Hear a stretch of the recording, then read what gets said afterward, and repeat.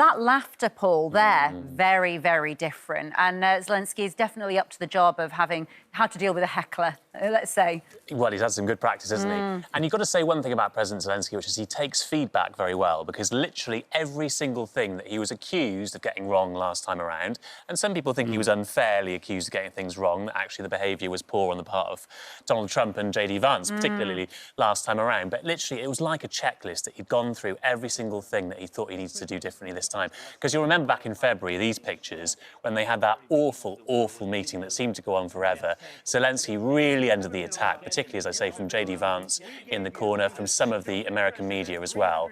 And one of the big criticisms, weirdly, was what he was wearing, as if that's the most important thing going on in Ukraine right now. And this time, as we say, he came in this kind of suit jacket, not quite compromising on his look, because he said during the war he doesn't want to be in like a blue navy suit with a white shirt.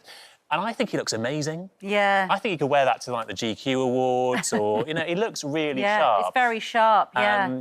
So, yeah, he got some good feedback for that this time around, and I think rightly so. It's fascinating. And the day itself was very choreographed, wasn't it? I mean, it was sort of executed to perfection on this occasion.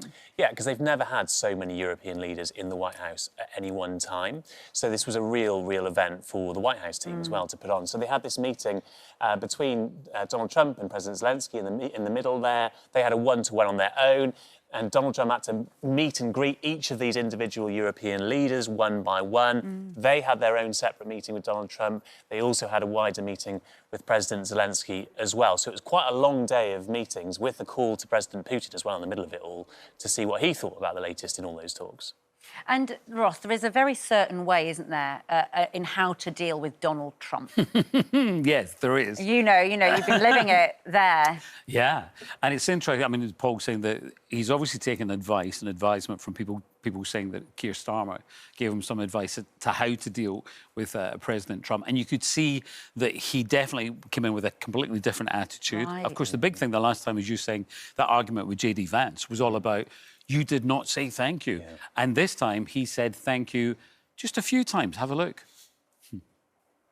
Thank you so much, Mr. President, and thank you very much. Thank you. Many thanks to your wife. Thanks to our partners. And thank you very much for the invitation. Wow. I mean, it just shows, doesn't it, in a way, that you just have to play the game by the rules that Donald Trump sets, and then Donald Trump calms down. Yeah. He's not on the defensive so much then. Yeah, and he's an emotional man, Donald Trump, right? He leads with his emotions. Thin-skinned, one might say. Some people might say thin-skinned. That's another way of saying it. So he wants, he wants all of that. He wants to be thanked. He wants to be adored. And I think world leaders have learned that over the past year or so, that they just have to play that game. And I think as Europeans, we look at that and we feel frustrated on the part of President Zelensky, because there's a lot of sympathy for Ukraine in the UK. And actually, maybe we should be saying thank you to President Zelensky for keeping Europe safe from a Russian invasion that could have gone goodness knows where if Ukraine hadn't held it back to the point that it has. Absolutely. So we look at this in a particular way, but America, of course, across the Atlantic sees it completely differently. And Ross, there is a sort of a mirroring as well, as you mentioned, Sir Keir Starmer there. You know, he produced the letter, the invitation to meet the King, and Zelensky did something quite similar, and which is where the idea that maybe he's been coaching him on how to approach. He brought out the letter from his wife. Yeah, he brought out the letter from his wife as well. And I just think there's also this thing of making it so personal.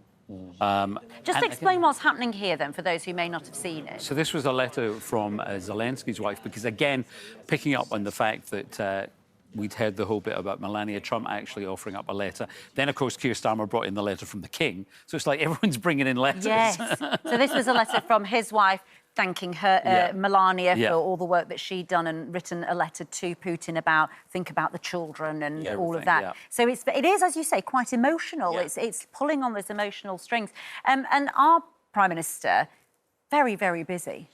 Yeah, he was supposed to be on holiday in Scotland right now, and nobody really sheds a tear for politicians missing out on their holidays. But this is the second year in a row, the second summer in a row where he's had to miss it. Last year was because of those riots after the Southport murders. And I was looking at some statistics today, actually, amazing stats on how often he's been out of the country, Keir Starmer, because out of the 407 or so days that he's been Prime Minister, he's been away for 63 of those days. No other Prime Minister since Tony Blair has been out of the country quite so much. He's faced a bit of stick for that, actually. Some people saying, why isn't he back here more? But look at the world we live in right now. Yeah, absolutely. I think he has to be flying around and doing all this diplomacy. Yeah. And Ross, from you, President Trump has sort of indicated somehow that he thinks he's just staying on and on. I think he would like to just stay on forever. Yes. There's such a thing called democracy, which means that maybe he's not meant to stay on. But of course, the way to show that you're going to stay on is to show Macron and Zelensky your hat collection. That's the big thing. He shows them the hat collection, and one of the hats there says 4 more years.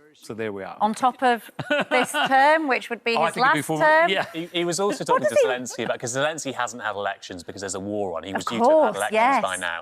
And you could see Donald Trump's mind sort of whirring as he was making some comments this week, saying, yeah, if there's a war, we don't need an election. Almost thinking, who can I go to war with in about 3.5 years' time? Honestly, we joke, but right, in other news around, there's this, I mean, this is on the lighter side of life, of course. Lighter in many ways, actually.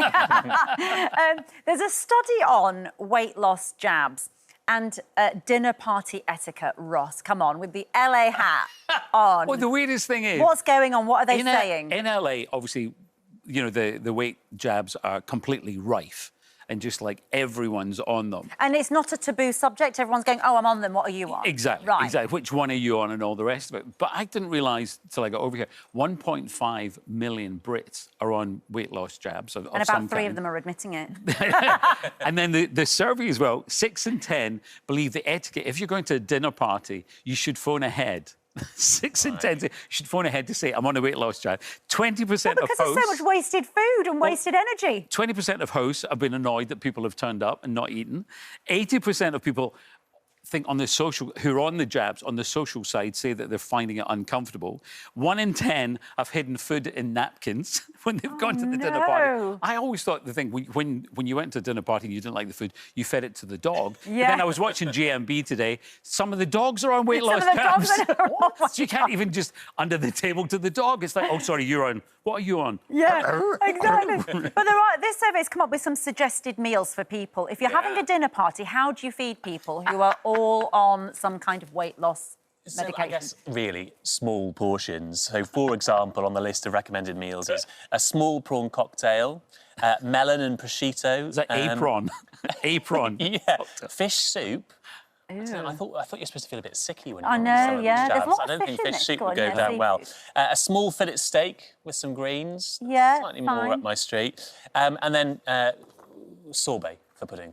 Oh, yeah, just cleanse ice. the palate. Cleanse the palate. The thing is, that to me sounds like what people in LA have been eating anyway. Exactly, and a lettuce. And a lettuce leaf. And just pushing a lettuce leaf around it. And dust. Yeah, good. Right, super. Nice to see you both this morning. And that's a wrap for this video. We hope you enjoyed it. We have all the best moments from the show right here on the channel. And if you like this video, then we think you'll love this one.